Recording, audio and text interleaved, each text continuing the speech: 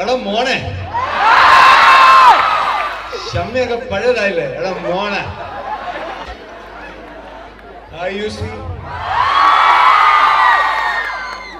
ഒരുപാട് പാരമ്പര്യവും ഓർമ്മകളും സുഹൃത്തുക്കളൊക്കെ ഉള്ള ഒരു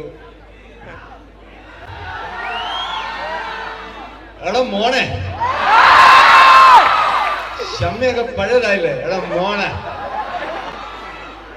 എനിവേസ്, ദീർഘിക്കുന്നില്ല.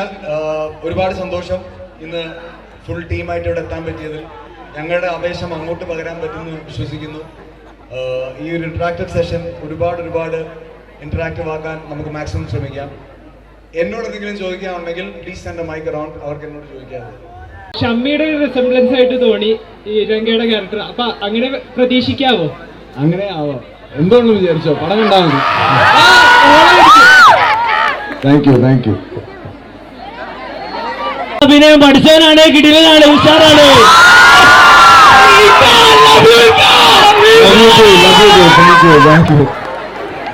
പലരുടെയും സംശയമാണ്, രോമാഞ്ചത്തിലെ സൈഡ് തന്നെയാണ് രംഗണൻ. അത് ഇതാണോ അതല്ലയോ സംശയം ഇതല്ല.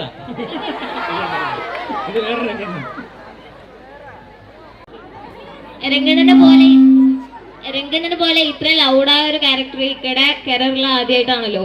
അപ്പം എത്രമാത്രം സ്പെഷ്യലാണ് ഈ ഒരു ക്യാരക്ടർ? അല്ല, അത് ആദ്യമായിട്ട് ചെയ്യുന്നൊരു കഥാപാത്രമായിട്ട് തോന്നിയിട്ടുണ്ട്. ഞാൻ ഇതിനു മുമ്പ് ചെയ്തിട്ടുള്ള എല്ലാ കഥാപാത്രങ്ങളുമായിട്ട് വ്യത്യാസമുണ്ട്.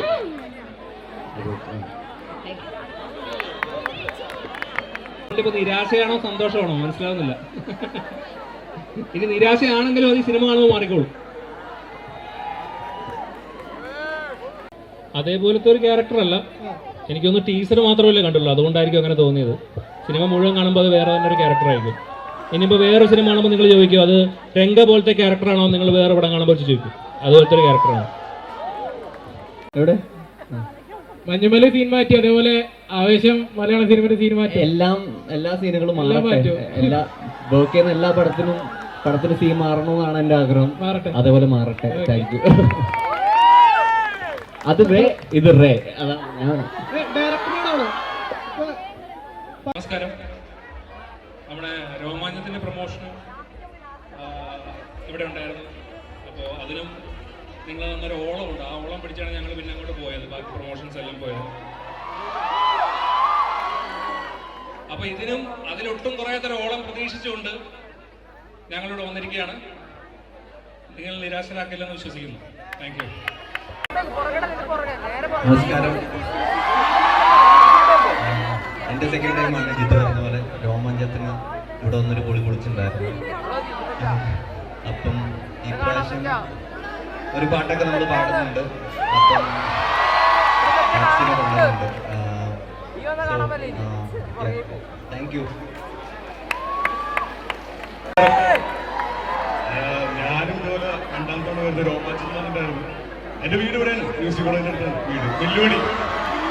അപ്പോൾ പാടം ഏപ്രിൽ 11 ആവേശം. എല്ലാവരും തിയേറ്ററിൽ തന്നെ പോയി കാണും.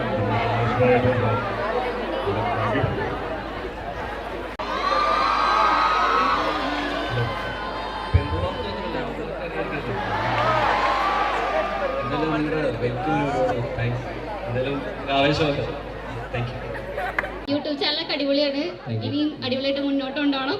പിന്നെ എനിക്ക് ചോദിക്കാനുള്ളത്, ഈ എന്താ പറയാ, ഫ്രീ ഫയർ ഗെയിം പോലെ അത്ര അടിപൊളിയായിരിക്കുമോ ആവേശം പടം?